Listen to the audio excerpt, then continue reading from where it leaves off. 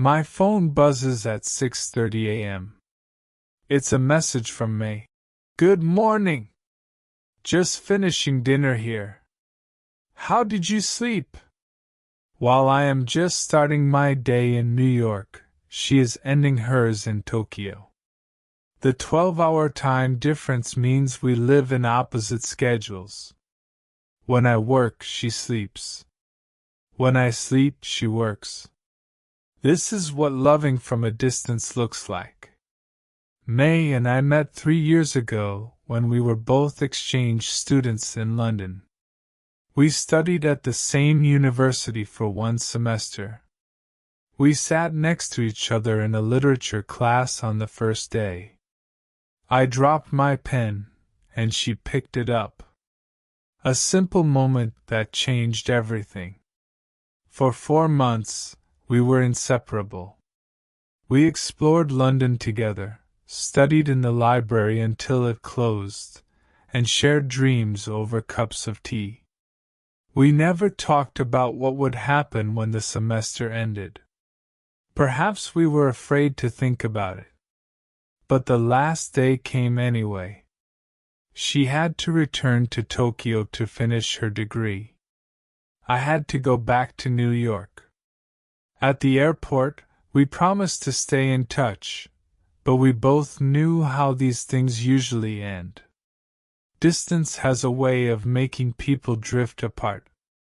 The strongest feelings can fade when separated by oceans and time zones. The first few weeks were the hardest. We tried to message every day, but it was difficult to find a good time. When I was free, she was busy. When she wanted to talk, I was sleeping. Sometimes days would pass without any contact. I started to think that maybe our relationship was just meant to be a beautiful memory, nothing more. Then one day, a package arrived at my door. Inside was a small book of poems that May and I had discovered in a London bookshop. There was a note.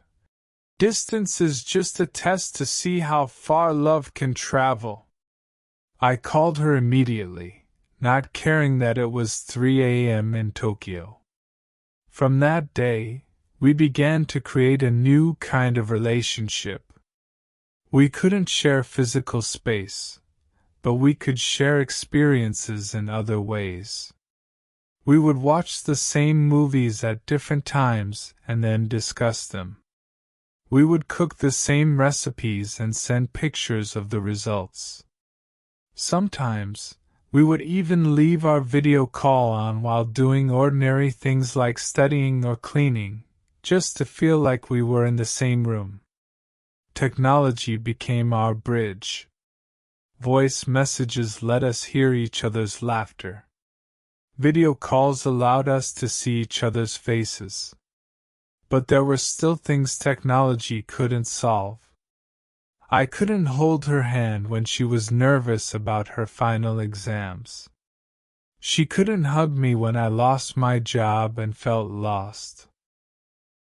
We learned to express love in new ways. I would send her photos of the sunrise. She would record the sounds of rain in Tokyo for me to fall asleep to. We wrote letters, real, physical letters, that took weeks to arrive but carried our words in our own handwriting. Our friends often asked, "How do you make it work? Isn't it too hard?" Yes, it was hard. There were moments of doubt, moments of loneliness, moments when the distance felt too great to overcome. There were arguments made worse by misunderstandings in text messages. There were birthdays and anniversaries celebrated through screens. But there were beautiful moments too. We became experts at planning surprise deliveries. Once, I arranged for her favorite cake to be delivered to her apartment on her birthday. Another time, she coordinated with my roommate to decorate our apartment for Christmas because she knew I would be spending it alone. The most difficult part was not knowing when the distance would end. We couldn't visit each other often because of the cost and our work schedules. We had to trust that someday we would find a way to be together. Last spring, after 2 years of loving from a distance, May was accepted into a graduate program in New York. When I picked her up from the airport, it felt both familiar and new. We had changed during our time apart. We had grown individually, but our love had grown too. Now May is back in Tokyo finishing her research. We will be apart for another 6 months. But this time, we know we can make it work. Distance is no longer our enemy, but simply a circumstance we must navigate. Loving from a distance has taught us patience. It has taught us to communicate clearly and honestly. It has shown us that love isn't always about being physically present. Sometimes it's about being emotionally present despite the physical absence. Every night, before I go to sleep, I send May a message. Good morning! Have a beautiful day.